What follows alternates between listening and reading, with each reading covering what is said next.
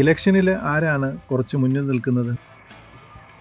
ഇവിടെ ഇലക്ഷനിൽ ഞങ്ങളുടെ ഇവിടെ കൂടുതലും TMC ആളുകളാണ് കൂടുതൽ മുന്നിൽ. TMC? അതെ, TMC.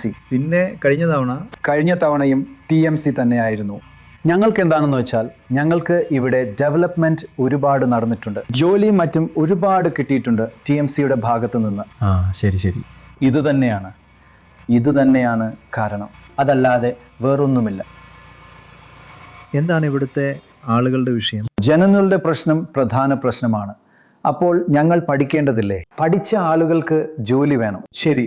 പിന്നെ വഴിയും കടവും എന്തൊക്കെ കുറവുകളുണ്ടോ അതെല്ലാം പൂർത്തിയാക്കേണ്ടി വരും. ഇതാണ് സർക്കാരിനോടുള്ള ഞങ്ങളുടെ ആവശ്യം, വേറൊന്നുമില്ല. അപ്പോൾ നിങ്ങൾ പറയുന്നത് ഇവിടെ TMC കുറച്ച് മുന്നിലാണ് എന്നാണ്? അതെ, TMC ഒരുപാട് മുന്നിലാണ്. പിന്നെ പക്ഷേ ഇവിടെയുള്ള ഹിന്ദുക്കൾ, അതെ, അവർ BJPക്ക് കൊടുക്കുകയാണോ അതോ TMCക്ക് കൊടുക്കുകയാണോ? നോക്കൂ, ഇവിടെ എന്താണെന്ന് വെച്ചാൽ 2 തരത്തിൽ പോകും. ശരി, ചില ഹിന്ദുക്കൾ BJPക്ക് കൊടുക്കും, വോട്ട് കൊടുക്കും. പിന്നെ ബാക്കിയുള്ളവർ TMCക്ക് ചെയ്യും. അതെ, TMC CPM എല്ലാവർക്കും കൊടുക്കപ്പെടും. ശരി. കൂടുതലും ഇവിടെ BJPക്ക് അധികം സീറ്റ് കിട്ടില്ല, TMCക്ക് കൂടുതൽ കിട്ടും. അങ്ങനെ പിന്നെ അതെ, പ്രശ്നമുണ്ടായിരുന്നു? അതെ, പ്രശ്നമുണ്ടായിരുന്നു. എന്തു പറ്റി? എൻ്റെ കാര്യം എന്താണെന്ന് വെച്ചാൽ ഒരു പ്രശ്നം വന്നിരുന്നു. അതായത് ഈ അണ്ടർ അഡ്ജഡ്ജ് എന്ന് പറയുമല്ലോ, അതിൽ എൻ്റെ പേര് വന്നു. ശരി, അണ്ടർ അഡ്ജുഡിക്കേഷൻ. അതിനുശേഷം വീണ്ടും സപ്ലിമെന്ററി ലിസ്റ്റ് വന്നപ്പോൾ എൻ്റെ പേര് വന്നു. അതെ, എനിക്കൊരു ചേച്ചിയുണ്ട്, അവരുടെ പേര് ഡിലീറ്റായി.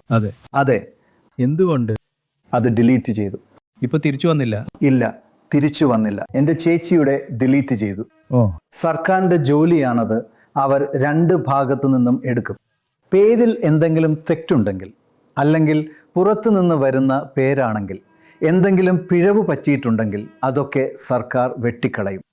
ശരി, അത് മുസ്ലിം, ഹിന്ദു, മുസ്ലിം എന്നിങ്ങനെയല്ല. ശരി, ആ നേതാക്കന്മാർ പറയുന്നില്ലേ, മുസ്ലിങ്ങളുടെ കൂടുതൽ പേര് വെട്ടിക്കളഞ്ഞു, ഹിന്ദുക്കളുടെ പേര് വെട്ടിക്കളഞ്ഞു എന്നൊക്കെ. സർക്കാർ നിയമം എന്താണോ ആ നിയമത്തിലാണ് പ്രവർത്തിക്കുന്നത്, അല്ലാതെ വേറൊന്നുമല്ല സർക്കാർ.